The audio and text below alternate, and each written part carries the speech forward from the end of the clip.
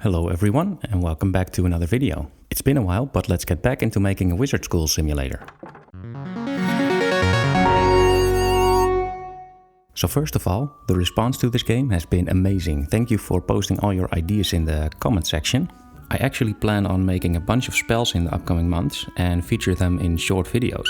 The way I see it is that I make a new video for each spell and then you can give feedback on the spell and suggestions for other spells and we can repeat this process.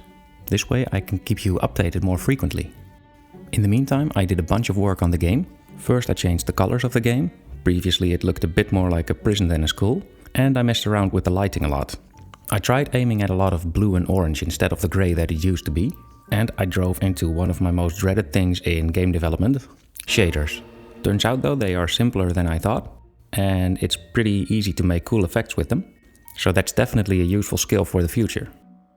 I also added some props to make the school feel more alive. And I have a bunch of plans for how you can interact with them in the future.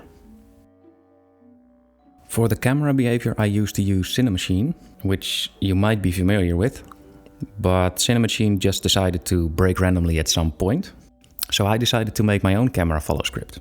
Which also turned out not to be that difficult.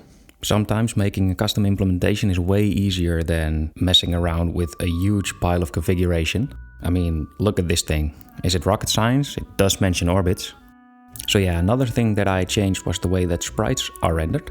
In the previous version, all parts of the characters were rendered with sprite renderers, but this has a couple of downsides. First, you can get weird behavior. As you can see here, the sprites get rendered in front of an object even though it's a bit behind it. And another problem is that the sprite doesn't have a front and a back. Here you can see with the ragdoll what I mean. So I decided to change the rendering from sprites to quads with a texture on them. This way the sprites have actual geometry and they can be rendered correctly.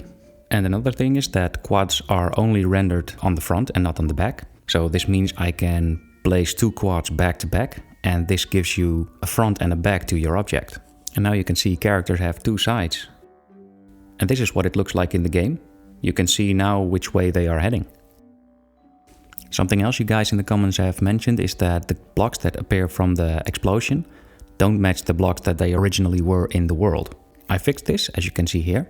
And this also gave me the ability to mess around with the voxel properties of the world a bit, like this hidden passage in a wall.